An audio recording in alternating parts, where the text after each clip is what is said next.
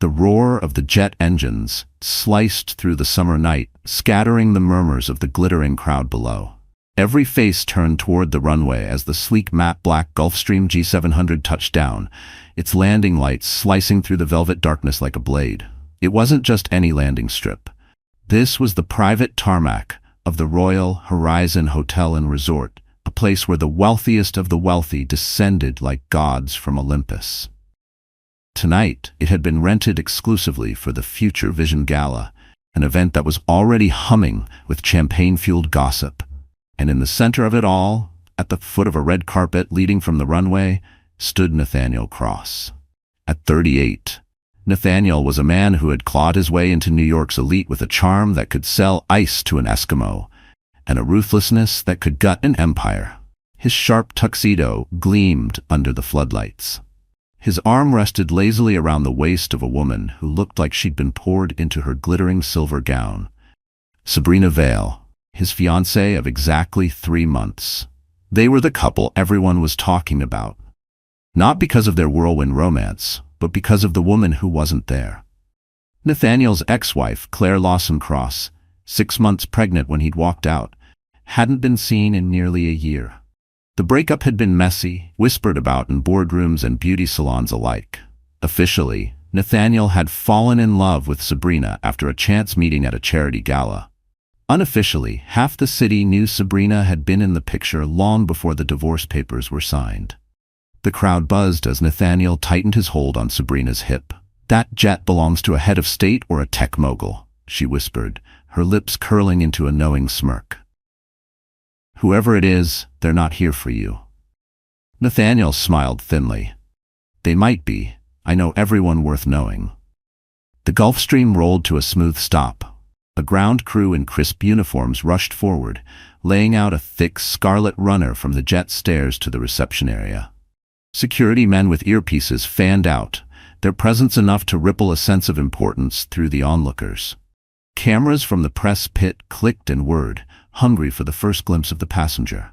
The jet's cabin door swung open with a hydraulic hiss. A single figure stepped into the doorway. For a heartbeat, no one breathed. She was framed by the warm golden light spilling from the cabin, her silhouette instantly commanding. A cascade of chestnut hair spilled over her shoulders in glossy waves. Her dress, an off-shoulder silk gown in midnight blue, clung gently over the curve of her very pregnant belly before flowing into a slit that revealed toned legs and diamond-studded heels. A glint of platinum and sapphire shimmered at her throat, the kind of necklace you only saw locked behind bulletproof glass. And then the murmurs became gasps. "It's her," someone whispered near the press line. Nathaniel's jaw locked. Sabrina's smirk faltered. "Claire." It had been 11 months since Nathaniel had last seen her. 11 months since she had walked out of their penthouse without a word, leaving behind nothing but her wedding ring on the marble counter. He had imagined her somewhere small, hiding in shame, worn down by pregnancy and heartbreak. But the woman descending the jet stairs tonight was not the one he'd discarded.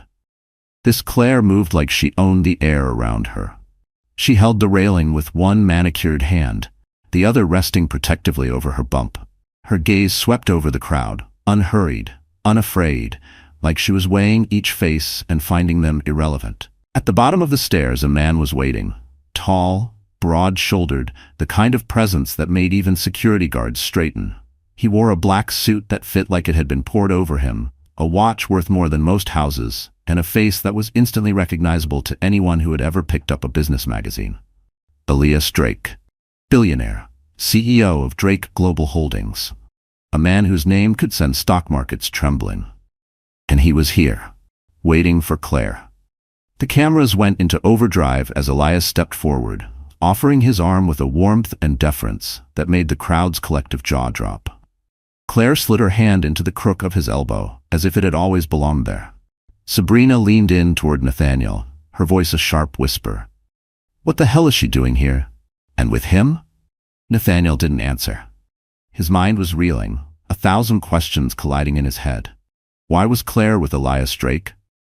Why was Elias looking at her like she was the only person in the world? The master of ceremonies, visibly flustered, hurried to greet the pair. "Mr. Drake, Miss Lawson, welcome." The name caught in the air like static. She wasn't using Nathaniel's last name. She wasn't Mrs. Cross anymore. As the flashes from the cameras lit up the night like lightning, Elias bent his head toward Claire, murmuring something that made her lips curve into a small, private smile. Then, in full view of the stunned crowd, he pressed a kiss to her hand. The sound of shutters clicking was deafening. Nathaniel's throat felt dry. His fingers tightened involuntarily on Sabrina's hip, earning him a sharp look. He barely noticed. All he could see was Claire, radiant and unbothered, standing beside a man who could buy and sell his entire company before breakfast. And then Claire's eyes met his. It was only for a moment, but it was enough to hollow him out. There was no anger in her gaze, no sadness, no plea for recognition, just cool detachment, the kind that told him she didn't see him as an equal anymore. If Nathaniel had been smart, he would have looked away. Instead, he held her stare until she turned, slowly, deliberately, back to Elias, dismissing him without a word. Around them, the whispers had shifted tone. The name Claire Lawson was passing from mouth to mouth, accompanied by words like Drake's partner, power couple, and game changer. The gala's original main event, the unveiling of Nathaniel and Sabrina as a philanthropic power duo, was evaporating like mist under the heat of the spotlight now fixed on the new arrivals. As Elias led Claire toward the main entrance, Nathaniel felt the world tilt. For the first time in a long while, he wasn't the center of attention. And deep in his gut, he knew. Whatever story Claire was about to tell the world, he wasn't going to like his part in it. The jet engines behind them began to power down, but for Nathaniel, the noise in his head was just beginning to roar. Long before the cameras flashed and the jet stairs gleamed under floodlights, Claire Lawson was just a small-town girl who believed love was enough. She grew up in Maplewood, a sleepy town where everybody knew your business before you did. Her father, Dean Lawson, owned a modest auto repair shop. Her mother, Rose, ran a bakery that smelled of cinnamon every morning. They weren't wealthy, but they were honest, and they raised Claire to believe hard work and kindness could open any door. Claire had been a straight-A student, the kind who stayed late to tutor others for free. Her beauty was understated. Warm brown eyes, an easy smile, and the kind of natural grace that made people feel comfortable. She wasn't the girl everyone chased in high school, but she was the one they remembered years later. She left Maplewood at 18 on a full academic scholarship to the University of New York. Her dream was to work in nonprofit law, helping underrepresented communities. She waitressed at night, studied during the day, and sent part of her earnings back home to help her parents keep the bakery running when her father's health began to fail. It was during her junior year that she met Nathaniel Cross. Nathaniel had been a guest speaker in one of her business law classes, a young, confident entrepreneur already making waves with his first tech startup. Claire wasn't impressed at first. Sure, he was handsome in that tailored suit, Wall Street kind of way, but she had no interest in men who measured their worth in dollar signs. Nathaniel, however, noticed her. After the lecture, he struck up a conversation, curious why she hadn't been one of the many students trying to impress him. She told him bluntly, "Money's nice, but it doesn't mean you're smart or kind." He laughed, genuinely amused, and asked her to have coffee. Against her better judgment, she said yes. Coffee turned into dinner. Dinner turned into weekend trips. Nathaniel was charming, attentive, and surprisingly vulnerable with her. He spoke of wanting to build something lasting, of having grown up in a cramped apartment with a single mother. He admired her dedication to law school and her refusal to be impressed by wealth. By the time she graduated, they were inseparable. Nathaniel proposed in the gardens of the Brooklyn Botanic Garden, slipping a simple diamond ring onto her finger. Claire didn't care that it wasn't huge. She cared that the man on one knee looked at her like she was his future. Their early years were sweet, but lean. Nathaniel's business was still finding its footing, and Claire worked at a small legal aid office, often taking cases that paid little but mattered deeply. They lived in a modest apartment, cooked dinner together most nights, and dreamed of one day having children. Then Nathaniel's luck shifted. A major investment came through, and suddenly, the company exploded. Overnight, they went from budgeting for groceries to buying a penthouse with floor-to-ceiling views of the Hudson. The man who once laughed about fancy suits now owned 10. Claire, happy for him, adjusted as best she could to the world of galas, board meetings, and lavish vacations. At first, Nathaniel still seemed like the same man, bringing her coffee in bed, asking her opinion on big decisions, making her laugh until her cheeks hurt.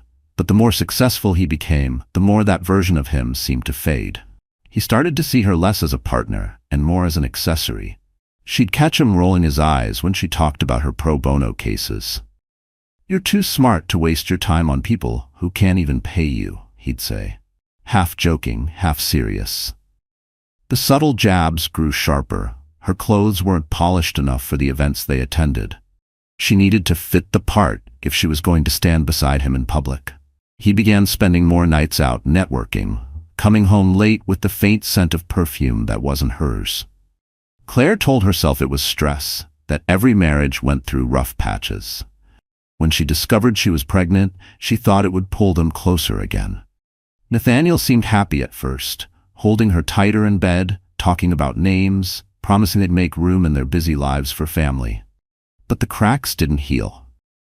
One night, 6 months into her pregnancy, she found out the truth in the worst possible way. She had been invited to a charity gala by a friend from law school.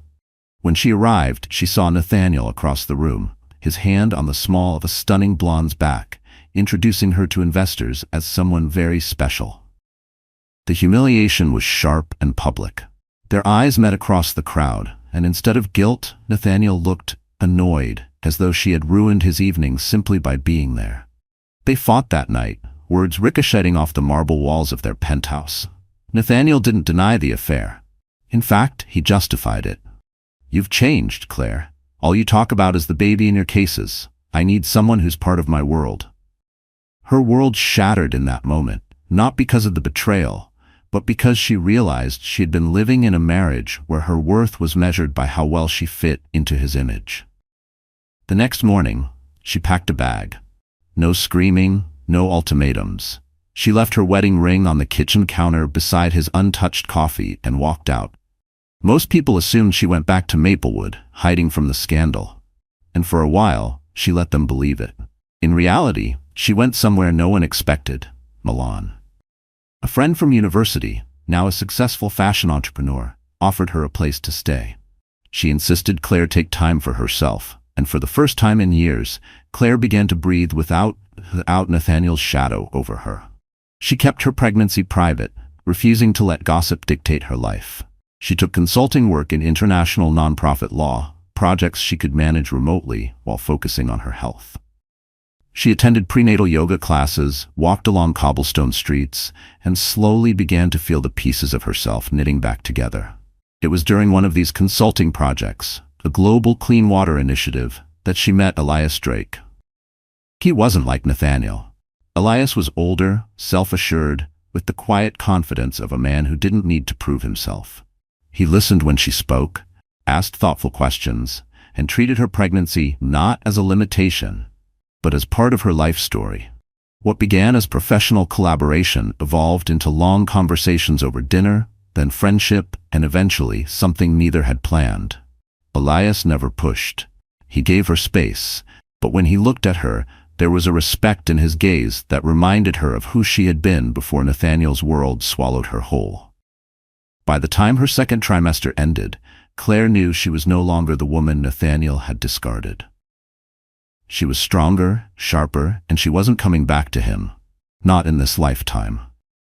What she didn't know yet was that fate was about to give her a stage big enough to prove it. And Nathaniel? He'd be right there in the front row. The Future Vision Gala had been circled on Nathaniel Cross's calendar for months. It wasn't just another charity function. It was the crown jewel of the city's social season, the place where deals were whispered over champagne flutes and fortunes changed hands with a handshake. For Nathaniel, it was also the perfect stage to unveil his new image. The devoted fiancé to Sabrina Vale, the rising star in high-end real estate who had a knack for charming billionaires twice her age. The rooftop reception space of the Royal Horizon Hotel and Resort was nothing short of breathtaking. Glass walls framed the skyline like a living painting. Crystal chandeliers hung from an open-beam ceiling, catching the reflection of the infinity pool just beyond the terrace. Tables draped in ivory linen sparkled with cut crystal centerpieces.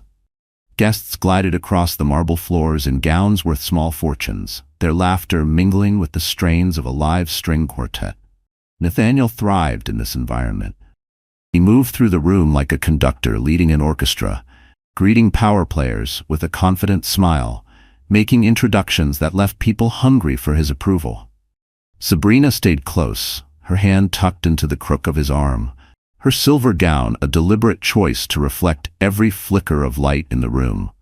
She laughed at the right jokes, touched his arm at the right moments, and tossed practiced glances toward the press photographers stationed discreetly near the bar. "Remember, tonight's about the Henderson deal," Nathaniel murmured as they paused near a cluster of investors. "We seal that, and Cross Dynamics jumps into the top 5 defense tech firms in the country. And about making sure people know we're together," Sabrina added, her red lips curving. "Publicity is everything." Nathaniel's gaze slid over her approvingly. She understood the game. She'd been in the shadows long enough, first as the friend, then the business contact. Tonight, there would be no shadows, only flashbulbs. At 8:30 sharp, the master of ceremonies took the stage. The chatter quieted as Nathaniel was invited up to give the opening remarks. Cameras tracked him as he spoke about innovation, vision, and the incredible partnerships shaping the future. He thanked the gala sponsors, made a subtle nod to Sabrina in the crowd, and wrapped it all with a polished smile that had taken years to perfect. When he stepped down, the applause was polite but not electric. He didn't notice yet that people's attention was already shifting toward the far side of the terrace, where a clear view of the private tarmac could be seen through the glass. Sabrina did, though. She followed the line of sight and frowned. "Is someone else arriving? I thought the guest list was locked." Nathaniel didn't look immediately. He was too busy soaking in the nods of approval from his peers. But then the murmur started, low at first, like the hum before a storm. Heads turned, voices whispered, cameras began to swivel away from him. "What the hell?" Nathaniel muttered, following the gaze of half the room toward the runway.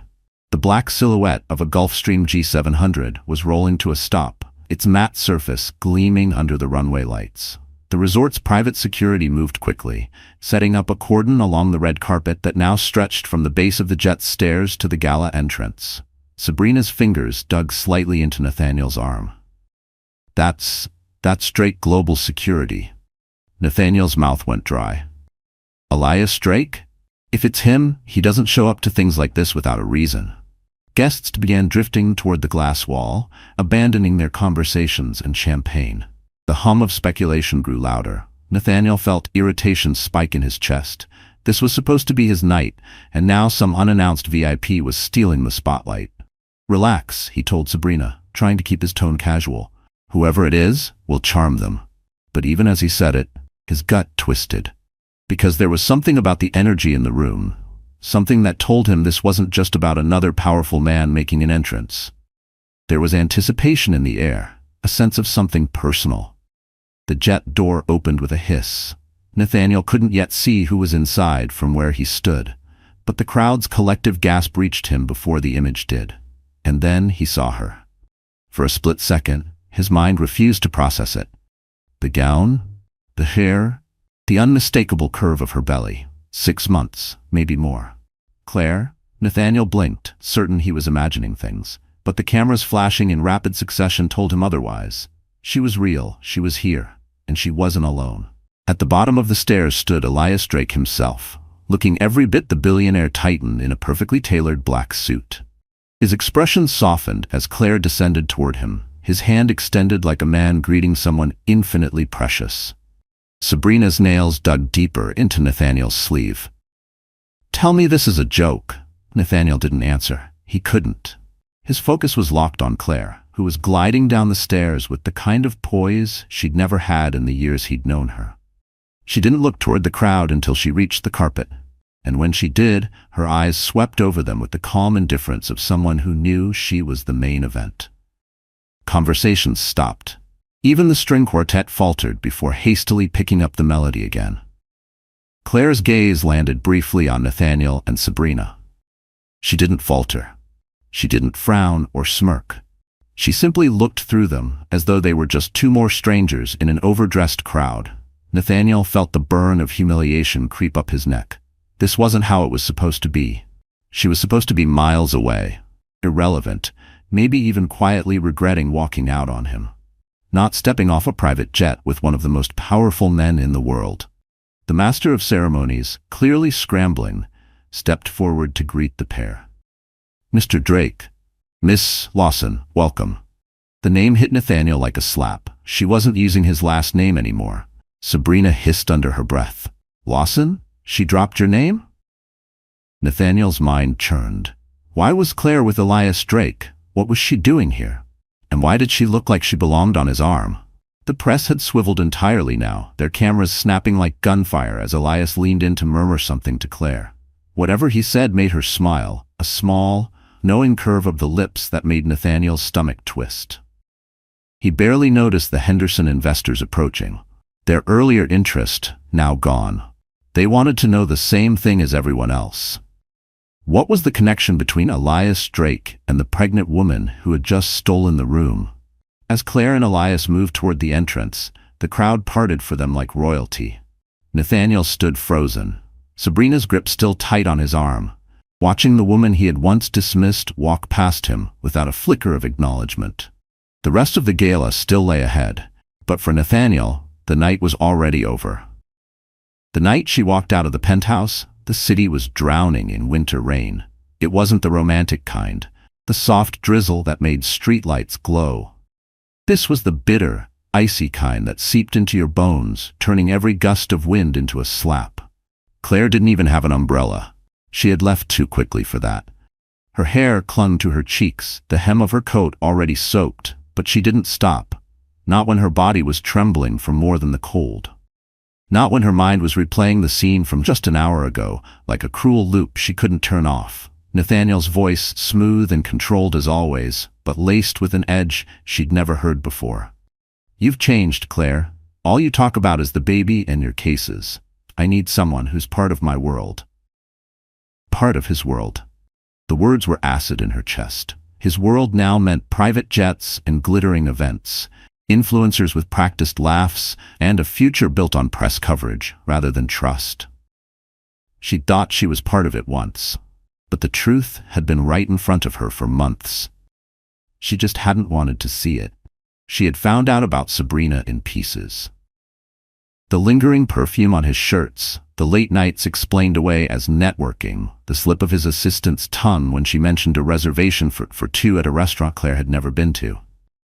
But it wasn't until the gala that evening, when she'd arrived unannounced, that the puzzle had come together in a single public humiliation. Nathaniel hadn't even flinched when their eyes met. He just rested his hand on Sabrina's hip, introducing her to investors with that same proud smile he used to reserve for Claire. She had made it through the rest of the night on autopilot, plastering on a polite expression, pretending the whispers around her didn't exist. But the moment the elevator doors of their building closed behind her, the dam had broken. By the time she reached the penthouse, she was shaking so badly she could barely fit the key into the lock. Nathaniel arrived not long after, his tuxedo jacket draped over one shoulder like he'd just returned from a night with friends. They fought, not with shouting. Nathaniel didn't raise his voice, but with the kind of cold precision that could cut deeper than rage. Every sentence was a blade. "I can't keep pretending this is working. You're exhausting to be around. This marriage isn't giving me what I need anymore." Claire had stood in the middle of their marble kitchen, her hand instinctively resting on her belly, and realized something devastating. He wasn't trying to hurt her in that moment. He truly believed what he was saying was reasonable. She didn't cry then. She didn't give him the satisfaction. She simply took off her wedding ring, set it beside his untouched glass of scotch, and walked into the bedroom to pack a bag. Now, out in the rain, she had no destination in mind. Maplewood was too far, too complicated, and she refused to show up on her parents' doorstep, looking like the broken version of herself Nathaniel had created. She ended up at a small, nondescript hotel near the East River. The lobby was warm, the clerk polite enough not to comment on her soaked clothes or the absence of luggage. In the quiet of the room, she finally sat down, the adrenaline draining from her body all at once. Her hands shook as she peeled off her coat, revealing the curve of her belly beneath her sweater. She was 6 months pregnant, alone, and the man who was supposed to be her partner had just chosen another woman over both of them. The tears came then, silent at first, then wrenching. She curled up on the bed, holding her stomach as if to shield the child from the storm outside and the one raging in her heart. She whispered promises she wasn't sure she could keep. "I'm here. I won't let you down. We'll be okay." Sleep didn't come. Her mind kept circling back to every moment she'd ignored the signs. The nights Nathaniel brushed off her touch, the way he'd begun introducing her at events without mentioning her accomplishments, as if her only identity was being his wife, the way he'd subtly mocked her work in nonprofit law, saying it was cute, but wouldn't change the world. By morning, she looked in the mirror and barely recognized herself. Her eyes were swollen, her skin pale, her hair a tangled mess. The strong, hopeful woman who had once walked into a university lecture hall and told Nathaniel Cross that money didn't impress her. That woman felt like a ghost. For 2 weeks, she lived in that hotel room, avoiding calls from mutual friends and ignoring the buzz of her phone when Nathaniel's name appeared on the screen. She told herself she needed time to think, but really she was afraid to move at all. Afraid that if she stepped outside, she'd have to face the reality that she had no plan, no home, and no safety net. It was on the 15th day, as she sat at the small desk eating a cold bagel, that an email changed everything. It was from an old friend from law school, Sophia Romano, who now worked for an international NGO based in Milan.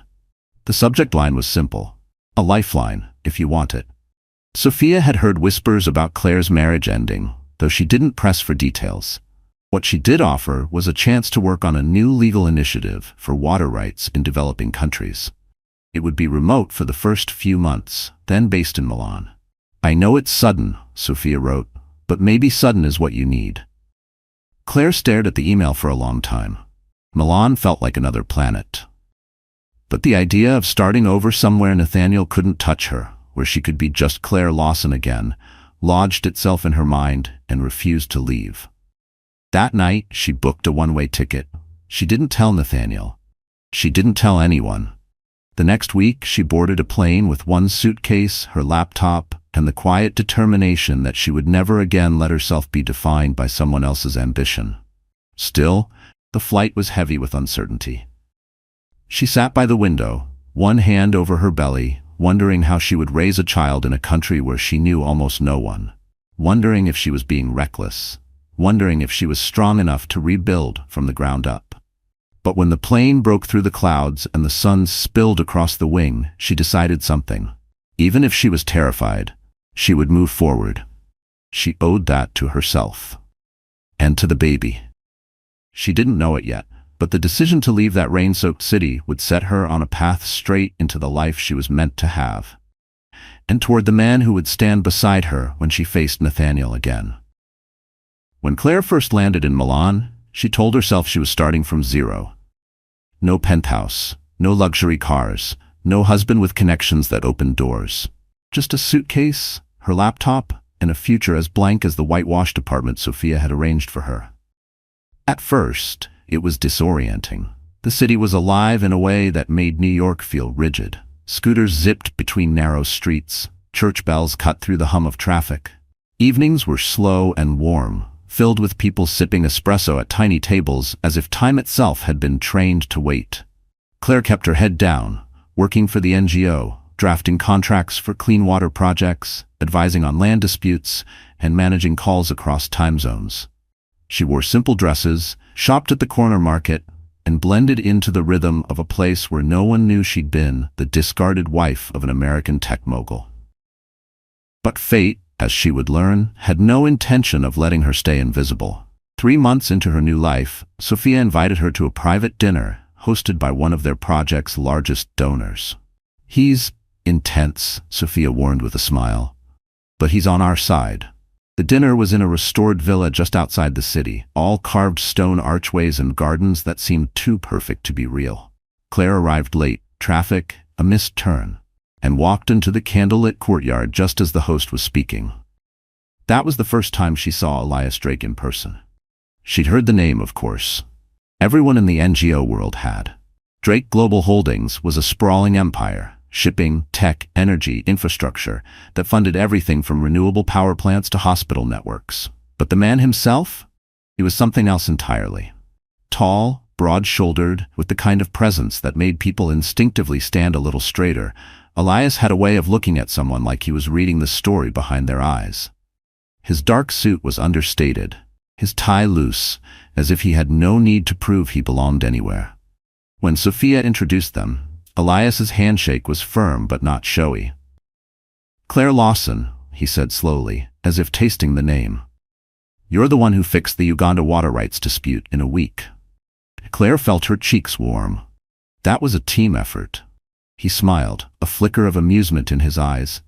"A team that wouldn't have succeeded without you."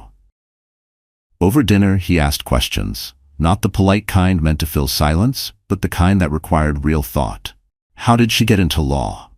What had driven her to work for causes that didn't pay much, but demanded everything? She answered carefully, steering around the minefield of her marriage. But Elias noticed the gaps. By the time dessert arrived, they had moved away from policy talk. He told her about growing up the son of a dock worker, watching his father break his back for men who barely knew his name. How that had fueled his obsession with building something no one could take from him.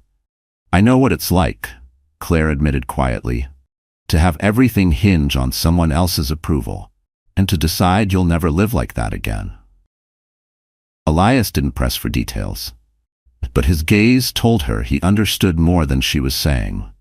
After that night, their paths kept crossing, at project meetings, site visits, and later, casual dinners. Elias was never pushy, never tried to impress her with his wealth, though it was impossible to ignore. He listened. He remembered small details. He asked about her baby's health as if it genuinely mattered to him. It was during a strategy meeting for a new hospital initiative in Nairobi that the truth began to surface. They'd been discussing legal frameworks when a board member casually mentioned an American tech company trying to muscle in on the project. "Cross dynamics," the man said. "CEO's a shark. Nathaniel Cross, you know him?" The room seemed to shrink. Claire kept her face neutral. "We've met." Elias glanced at her, and in that glance, she knew he'd connected the dots. After the meeting, he found her in the hallway.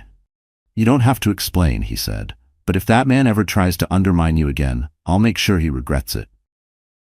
Claire shook her head. "I don't need rescuing." Elias's mouth curved slightly. "I didn't say you did. I'm saying I'd stand beside you." And he did. Over the next few months, Claire's role in the NGO expanded. Elias began inviting her to high-level discussions, not because of her past, but because of her insight. She navigated complex negotiations with quiet authority, and more than once, Elias deferred to her judgment in front of people who weren't used to taking orders from anyone but him.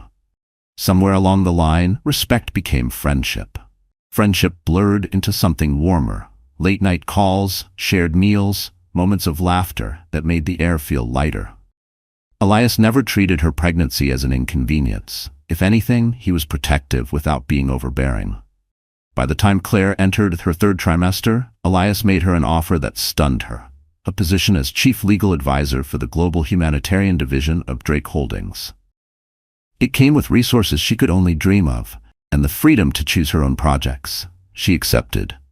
Not because of the title or the money, but because it felt like a step into the life she'd always wanted. A life where her work mattered, where she had agency, and where no one could diminish her worth. Then came the gala invitation. The Future Vision Gala was co-hosted by several corporate giants, including Drake Holdings. Claire hadn't planned to attend. Her due date was approaching, and long evenings in heels weren't exactly doctor-recommended. But when she saw the list of attendees, one name stood out like a spark on dry grass. Nathaniel Cross. She could have avoided it, could have stayed in Milan, sent regrets, and spared herself the inevitable whispers. But something in her shifted as she stared at that name. She didn't want revenge, not exactly. She wanted truth. Proof, for herself more than anyone, that she wasn't the woman who had walked away from a marble kitchen with rain in her hair and no plan. So she said yes. Elias didn't question her choice. He simply arranged for the Drake Global jet, had his security coordinate with the resort, and told her, "If you're walking into a room where he is, you're not walking in alone." When the night came, Claire dressed slowly, deliberately. The midnight blue gown draped perfectly over her bump, the sapphire necklace catching the light like frozen fire. Her hair was swept into soft waves, her makeup subtle but precise. On the jet, Elias sat across from her, reviewing notes for his speech. At one point, he looked up and said, "You know, the moment you step off that plane, he'll realize you were never his to define." Claire met his gaze steady. "Good, that's the point." By the time the Gulfstream touched down on the private tarmac, she felt no fear, only clarity. She wasn't there to make a scene or to provoke him. She was there to live her life, in full view, without apology. Nathaniel would be at the bottom of that metaphorical list, just another person watching her walk past. And if the sight of her on Elias Drake's arm shook the foundations of his carefully constructed world, well, that was just gravity doing its job. Transformation didn't happen for Claire overnight. It wasn't as simple as buying a new wardrobe or walking with a straighter back. It began in small, almost invisible ways, choices that looked insignificant from the outside but rebuilt her piece by piece. The first change was her mornings. In New York, she had woken to the sound of Nathaniel's phone buzzing with early conference calls, her own day dictated by his schedule. In Milan, she set her alarm for sunrise, not because she had to, but because she wanted to. She would sit on the narrow balcony of her apartment, sipping chamomile tea, watching the city slowly come alive. For the first time in years, she wasn't rushing. She wasn't trying to keep up with someone else's pace. She started walking everywhere. The cobblestone streets and uneven staircases of the city weren't kind to heels, so she wore soft leather flats, weaving through morning markets and quiet piazzas. Strangers smiled at her, not because of her last name or the man she was with, but because she was simply another person in the world. Her work flourished in that quiet. With the resources Elias had given her in her new role, she built a small but fierce legal team that specialized in untangling some of the world's most complicated humanitarian contracts. She negotiated with ministries, faced down corporate lawyers twice her age, and won cases that directly changed thousands of lives. Each victory was another thread in the fabric of her confidence. Physically, she changed too, not in the way magazines sell makeovers, but in a deeper sense. Pregnancy had reshaped her body, but instead of hiding it, she began to embrace it. She chose clothing that celebrated her form, silk gowns, tailored coats, wrap dresses that moved with her rather than constricting her. She cut her hair into long, layered waves that framed her face, softening the angles she'd grown too critical of. One afternoon, Elias stopped by her office unexpectedly. She was leaning over a conference table, explaining a complex clause to her team. When she looked up, he was standing in the doorway, studying her with a faint smile. "What?" she asked. "Nothing," he said. "Just, you look like you own the room." She didn't tell him, but that was the first time in years she truly believed she did. Her social life shifted as well. The people around her weren't there because of Nathaniel's business cards. They were friends, colleagues, allies. She spent evenings at small dinner parties where conversations ranged from art to politics to whose pasta recipe was superior. She laughed more. The kind of laughter that left her cheeks aching, the kind she hadn't realized she'd been missing. Still, there were nights when old memories crept in. She would think of the girl who had walked out into the rain that night, suitcase in hand, wondering if she'd made the biggest mistake of her life. On those nights, she would place her hands over her belly, feeling the flutter of life inside, and remind herself, "You left to save both of you." As her due date drew closer, Elias became a more constant presence. Not in the way Nathaniel had been, hovering, possessive, but in a quiet, steady way. He accompanied her to doctor's appointments when Sophia couldn't. He made sure she had what she needed without making it feel like charity. And when she expressed concern about balancing work and motherhood, he listened without offering empty reassurances. "You'll figure it out," he said simply. "You've figured out everything else." In late spring, a package arrived at her apartment. Inside was a gown, midnight blue, cut to flow over her pregnancy with elegance, and a matching sapphire necklace. There was no note, just a small card with the logo of a luxury Milanese designer. She didn't need one to know who it was from. When she called Elias to thank him, he brushed it off. "I saw it in the window and thought it would look good on you. No agenda." But she suspected he knew exactly what he was doing. He was giving her the armor she would one day wear into battle. That battle came sooner than she expected. A week later, the gala invitation arrived. Her first instinct was to decline. She didn't want to wade into Nathaniel's world again, to risk the whispers and sidelong glances. But the more she thought about it, the more she realized she didn't have to see it that way. This wasn't his world anymore. It was simply a room she had every right to walk into. Preparation for the night became a ritual. She booked a stylist, something she'd never done before, not even during her marriage. She wanted precision, hair, makeup, gown, all of it a reflection of the woman she had become. On the day of the gala, she woke before dawn. The stylist arrived mid-morning, filling her apartment with the scent of hairspray and the rhythmic click of makeup brushes against glass jars. By late afternoon, the gown hung perfectly on her frame, the necklace resting against her collarbone like it had been made for her alone. When Elias arrived to escort her to the jet, his expression told her everything she needed to know. "You're ready," he said simply. The flight to the resort was smooth, the hum of the engines almost meditative. Claire sat by the window, the city lights falling away beneath them, and thought about the road she had taken to get here.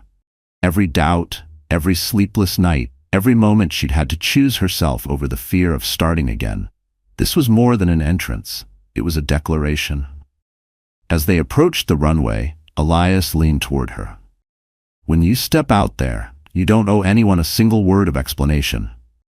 She smiled faintly. "I know." The jet touched down with a whisper of tires against tarmac. Claire felt the shift in the air even before the engines powered down. Somewhere beyond those cabin doors was a crowd expecting someone else to be the story of the night. But tonight, the story was hers. The stairs lowered. Claire stood, smoothing the silk over her belly, the sapphire necklace cool against her skin. She glanced at Elias, who offered his arm, not as a claim, but as an ally. And when the door opened to the flood of runway lights, she stepped forward without hesitation. The air outside the jet was warmer than Claire expected, carrying the faint scent of salt from the nearby harbor. Floodlights framed the scarlet runner like a stage, and for one charged heartbeat, she stood still at the top of the stairs, feeling the weight of every eye below. Elias moved first, descending the steps with an unhurried grace that signaled absolute authority. Cameras clicked like a drum roll. Then he turned back, extending his arm toward her. She placed her hand in his and began her descent. It was astonishing how quiet the crowd became. Moments ago, the terrace had been buzzing with champagne chatter and deal-making laughter. Now, the only sounds were the shudder bursts of photographers and the low hum of the engines winding down. Even the string quartet inside had paused mid-measure. Her sapphire necklace caught the lights, sending small flashes into the faces staring up at her. The silk of her midnight blue gown flowed over the curve of her belly, a bold declaration rather than something to hide. She felt no urge to rush. Every step was deliberate. At the bottom, Elias's security parted the crowd with efficient precision, guiding them toward the main entrance. That's when she saw him, Nathaniel, standing frozen near the glass doors. Sabrina latched onto his arm like a vice. His face was unreadable for exactly 1 second. Then she saw it. The flicker of disbelief, followed by the tightness of a man fighting to keep control. Sabrina wasn't as disciplined. Her mouth actually fell open before she masked it with a brittle smile. Her silver gown suddenly looked like a poor imitation of something Claire had once worn to one of Nathaniel's product launches. Claire's gaze slid over them without pause, but Elias, perceptive as always, slowed just enough to make the moment unavoidable. "Mr. Cross," Elias said evenly as they drew level, his deep voice carrying in the stunned quiet. "Didn't expect to see you here." Nathaniel's jaw flexed. "Mr. Drake, likewise." His eyes flicked to Claire. "Claire," she met his gaze, cool and steady. "Nathaniel?" Just the name. No venom, no warmth. The absence of emotion was its own kind of power. Sabrina, perhaps sensing the imbalance, jumped in. "We were just telling people how surprised we are to see you, especially, like this. Her eyes dropped pointedly to Claire's stomach. It was a cheap move, designed to remind the room of the timeline, to reduce her to gossip fodder. But before Claire could respond, Elias's voice cut through. Like this? He tilted his head slightly, as if inviting her to explain. Sabrina's smile faltered. I just meant pregnant and all. Claire spoke then, her tone calm enough to make the words land harder. Pregnant and successful, pregnant and working on projects that will outlast all of us, pregnant and walking into a room where I belong. A murmur rippled through the crowd, subtle but unmistakable. Nathaniel shifted his weight, his eyes narrowing. Still the dramatic one, I see. Claire didn't rise to it. Still the one who mistakes truth for drama, I see. For a beat, the air between them tightened, full of things neither would say here. Then Elias placed a gentle hand at her back, guiding her toward the open doors. But before they stepped inside, Claire turned back, not to Nathaniel, but to the crowd that had been pretending not to watch. Excuse us, she said lightly. We have a gala to attend. It was subtle, but the message was clear. The conversation was over, and she was the one ending it. Inside, the shift in attention was immediate. Guests gravitated toward Elias and Claire, eager for introductions. The MC nearly tripped over himself adjusting the evening's order to accommodate their arrival. Photographers followed discreetly, capturing moments that would be splashed across business and society pages by morning. Claire felt the rhythm of the night fall into place around her. Not the frantic, performative energy of Nathaniel's world, but a current she could navigate with ease. When people asked about her work, she spoke about the Clean Water Initiative, about partnerships in Africa and Asia, about the importance of sustainable policy. Elias stood beside her, adding details when needed, but never overshadowing her. At one point, she caught Nathaniel watching from across the room. Sabrina was saying something to him, her expression tight, but his eyes were fixed on Claire. She didn't look away. She let him see her like this, confident, unshaken, untethered from him entirely. An hour later, as the gala transitioned into its charity auction, Elias leaned close and murmured, "That went better than expected." She smiled faintly. "I wasn't here for him." "I know." His gaze softened, but he needed to see it. When the auction ended, Claire and Elias made their way to the terrace. The night air was cooler now, the runway lights in the distance casting long shadows. She stood at the railing for a moment, looking out. Not at the jet that had brought her here, but at the city beyond. This wasn't about proving Nathaniel wrong anymore. It was about proving herself right, that leaving had been the first step toward something greater. Inside, music swelled again, the crowd resuming its flow. Claire turned from the view, ready to rejoin the world that had once felt closed to her. And somewhere across the room, Nathaniel Cross finally understood. She hadn't come back to his orbit. She'd built her own, and it was far brighter than his. The gala ended in a swirl of applause and crystal clinking, but Claire and Elias slipped out before the crowd began to thin. The air outside was cooler now, the night sky deep and clear above the tarmac. The Gulf Stream waited, its lights glowing like beacons in the dark. Claire took a long breath. The adrenaline from the evening was still humming through her veins, but it wasn't the sharp, jittery kind she used to feel after events with Nathaniel. This was steady, grounded. Elias noticed. "You handled that perfectly," he said, walking beside her. "I didn't go there to handle him," she replied. "I went there to show up for me." They reached the bottom of the jet's stairs before Elias spoke again. "Still," he said, "you did more than that. You made sure every single person in that room saw you for who you are now." She smiled, a small, private curve of her lips. Then it was worth the trip. As the engines started their slow build, she glanced back once toward the glittering rooftop terrace in the distance. Somewhere up there, Nathaniel was probably replaying every second of her arrival, searching for cracks in the armor that didn't exist. She didn't wish him well, but she didn't wish him harm either. She simply didn't wish him anything. And that, she realized, was the truest form of freedom. The flight back to Milan was quiet. The kind of quiet that comes when two people don't need to fill space with words. Claire watched the city lights fall away beneath them, her hand resting on her belly. Every so often, she felt the small, reassuring movements of the life inside her, and it reminded her exactly why she'd fought so hard to reclaim herself. In the days that followed, news of the gala spread faster than she could have imagined. Photos of her stepping off the jet with Elias were everywhere. Business blogs, society columns, even international news outlets. The captions varied. Humanitarian lawyer stuns at Future Vision Gala. Claire Lawson, from small-town girl to global game-changer. And of course, the more sensational headlines that loved the angle of the pregnant ex-wife. She ignored the gossip. She answered only the calls that mattered. Partners from her NGO work, old friends who reached out with genuine pride, journalists who wanted to talk about the Clean Water Initiative instead of her personal life. Nathaniel never called. She wasn't sure if that was because he knew it would be useless or because Sabrina had made it clear she didn't want her name mentioned in the same breath as Claire's again. Either way, it didn't matter. 2 weeks later, she stood in her Milan office reviewing a proposal for a renewable energy project in rural India when Elias stepped in. "Lunch?" he asked casually. She glanced up. "You have time for lunch?" "For you, yes." Over pasta and fresh bread at a small trattoria, he leaned back and studied her. "You know, there's something about you now that wasn't there when we met." Claire raised an eyebrow. "What's that?" "You've stopped bracing for impact." The words hit her in a way she didn't expect. Because he was right. When she'd first arrived in Milan, she'd lived like someone expecting the floor to give out at any second. Now she trusted the ground beneath her feet.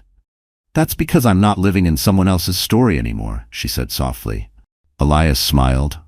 "Good. Keep it that way."